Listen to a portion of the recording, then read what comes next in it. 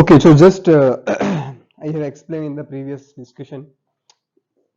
In India, the amount is less than 50,000. Maybe in the countries they have, in your countries, the amount may be different. Huh? So they will transaction will be below that limit only. Then currency structuring. So this technique involves money launderer exchanging large number of prepaid debit cards or negotiable instruments such as money orders for illegal or something legal goods or services. Example include illegal drugs or diamonds that have been purchased with cash for debit cards as well.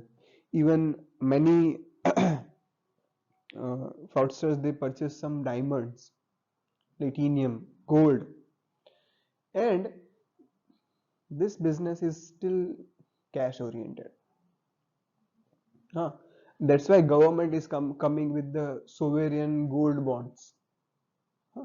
That's why government is coming with e-rupee. Hmm. But still, this is a loophole. Then front business. So this is a very favorite for the fraudsters. They will have a casino, dance bar, hmm, liquor shops, and some cinemas as well.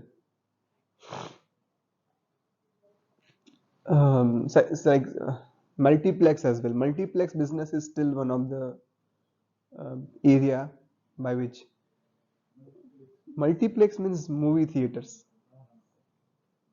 Hmm. So the capacity is 100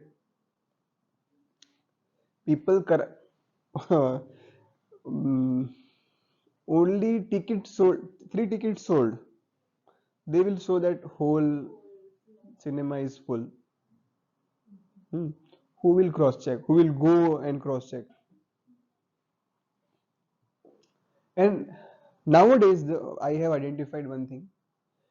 Many multiplex they are into a huge loss and that are owned by builders, those who are in real estate business.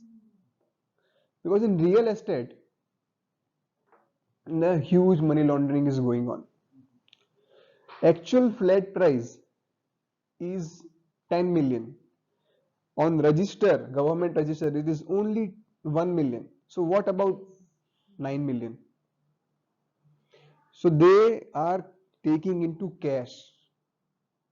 Even their profit is also huge.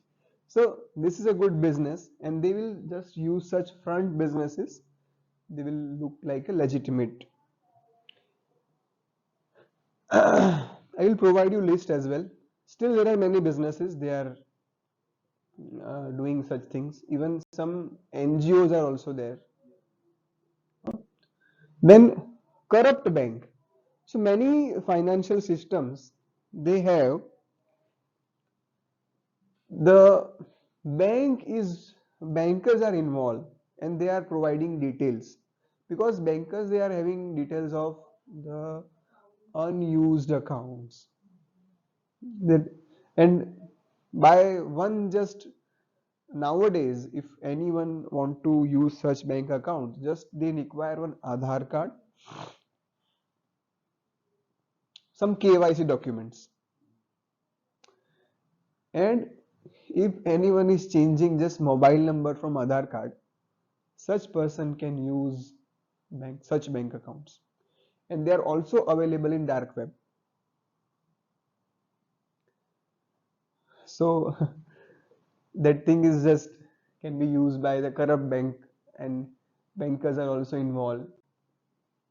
Then layering involves informal value transfer systems, offshore accounts, trust, bearer stock certificates, walking accounts, financial intermediaries. So informal value transfer system is called as Hawala transaction. If I want any, I want to transfer any amount to anyone without banking intervention. I will go, I will give money that I want to transfer this money to persons residing in Tanzania. Okay, fine.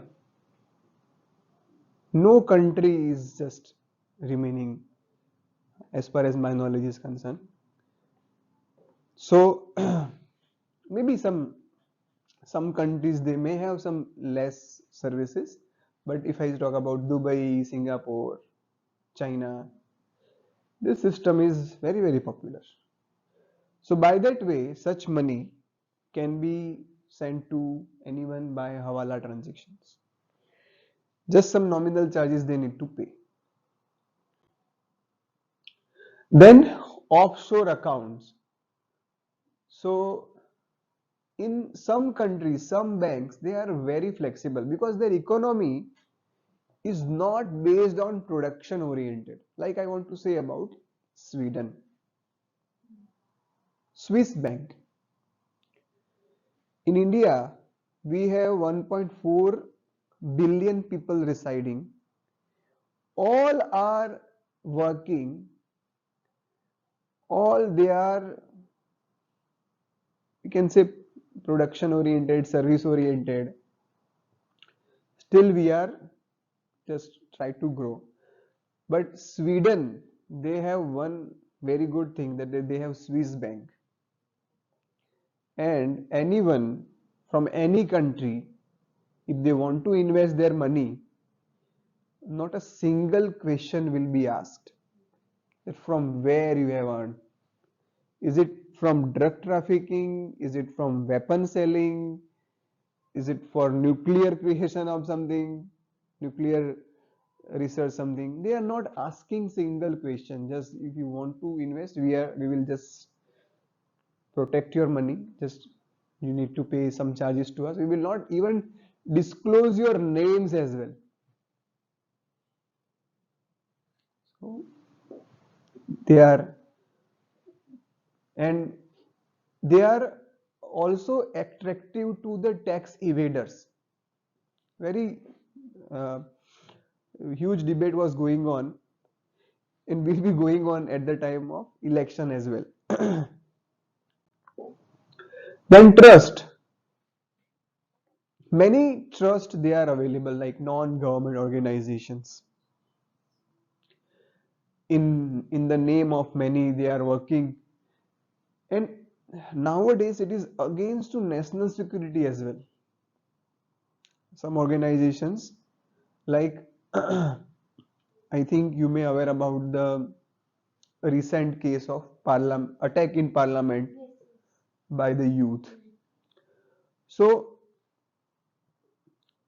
many times they form such trust, and such money they come from the countries, enemy countries, and they don't want stability in the government in the country.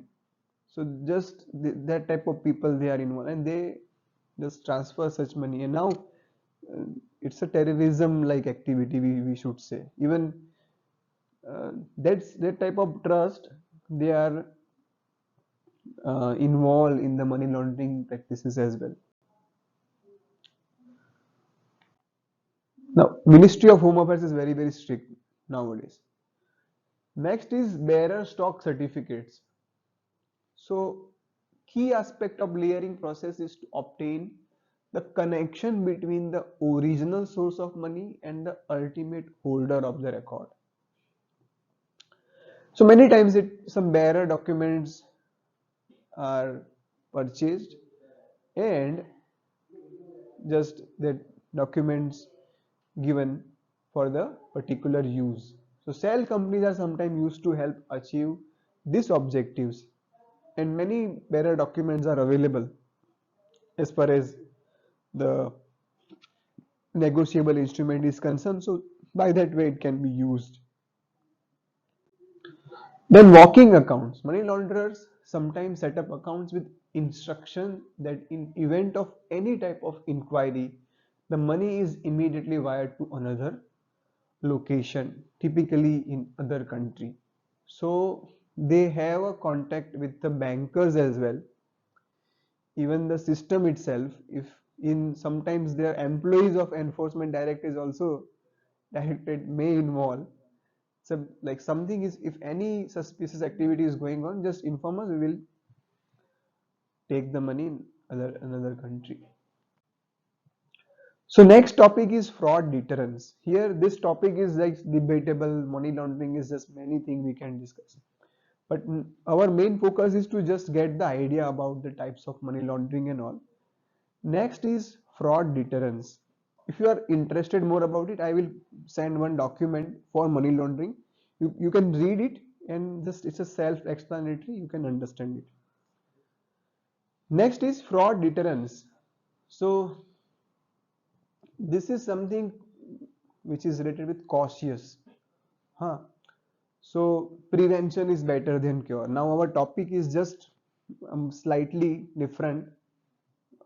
Starting we discuss forensic accounting, then money laundering, all the bad stuff, all the bad activity. Now the thing is related with prevention, precaution related to fraud. So fraud deterrence involves proactively identifying and removing the potential causes and opportunities for fraud in an organization.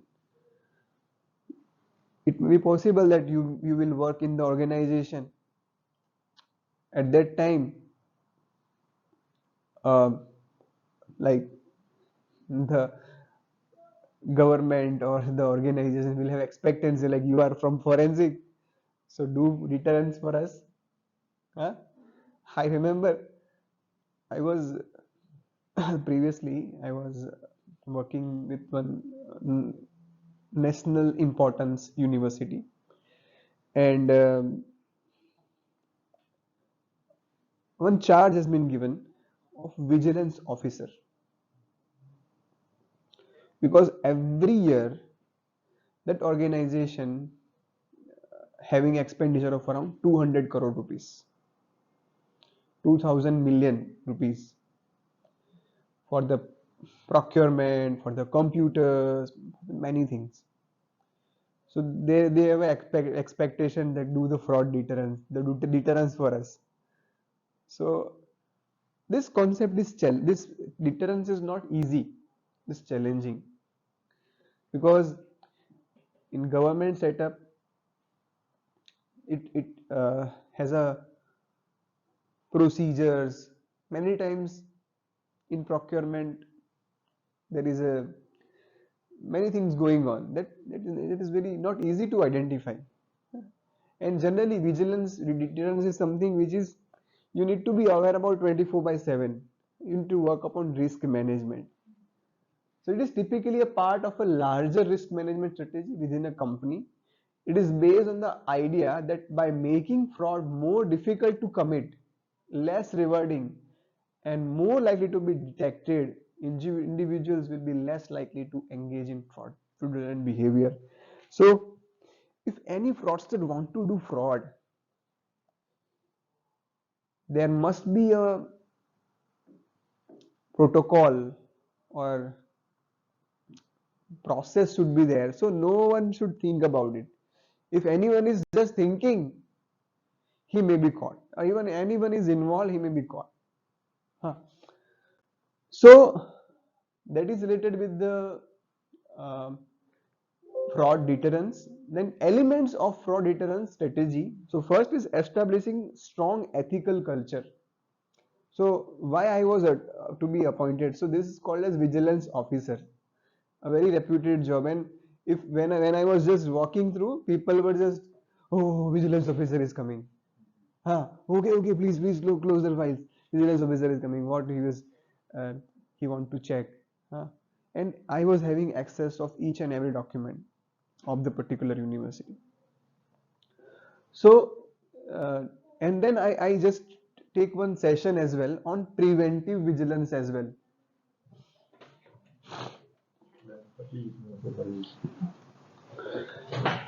preventive.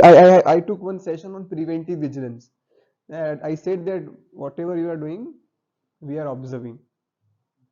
So that creates a honesty, integrity, ethical behavior, and that can help deter individuals from committing fraud.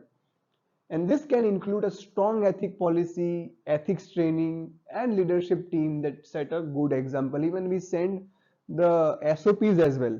What you should do, what you should not do. You should not contact vendor directly. So if you want to contact, you can go through vigilance officer. That SOPs be prepared. Next is implementing internal control. So you are here. Just I want to say that just because of the proper internal control, you talk with your faculty member, talk with your dean, then dean contact to campus director talk to dean of SMS contact to me, then I contact to your faculty members and you. This is called as internal control. Same way in organization, there is a if there is a financial powers, so it is lying at the top level authority. They know what is good, what is bad, and by that way, by that internal control, there will be everything will be on paper. Everything will be related with the segregation of duties. There will be a responsibility, authority, accountability, so that whenever regular audit is going on, that can be identified that whether proper procedure has been followed or not. Next is regulatory monitoring and auditing. So if any fraud deterrence activity is to be required, then regular monitoring is required, and regular monitoring of financial transactions, then periodic audits. If it is there, then there is a likelihood that there is a fraud is to be detected. Now, I have given one sheet for the attendance and you have filled it. So anyone want to trace it. Audit can be done in any activity. Any organization want to do the audit of the lectures which I have delivered. So I can show that this document, okay, I have taken this lectures on this time to this time. If you want to check, you can cross check the camera as well. Same way in finance also, same way in money also. So proper procedure from requisition to the disbursement of amount. Continuous audit is required. Then establishing reporting mechanism. So having clear procedure for reporting suspected fraudulent activity, including anonymous reporting option, can be deter fraud. So many times there should be one mechanism, like suppose I am an employee and my feedback form will be filled by student as well as the faculty members as well, my colleagues. And if I am not a proper person involved in fraud or something, that is anonymous, that will be identified. So such reporting mechanism should be there.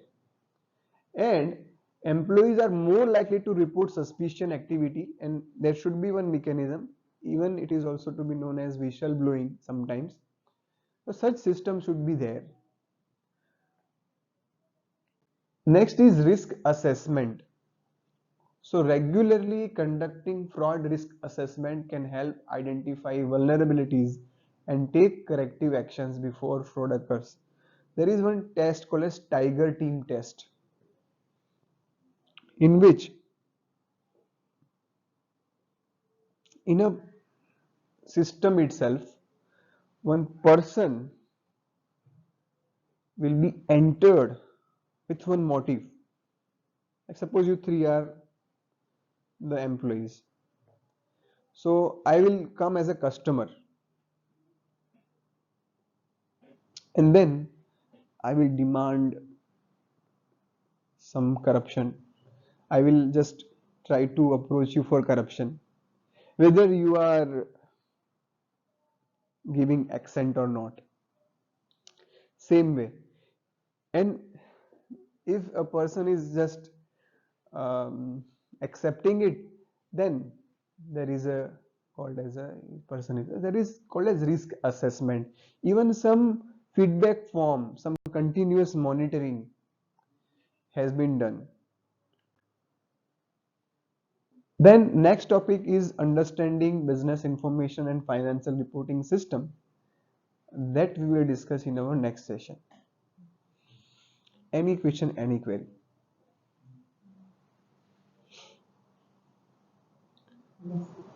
Is it interesting? Yes. So I just tried to record once again. Initially that was something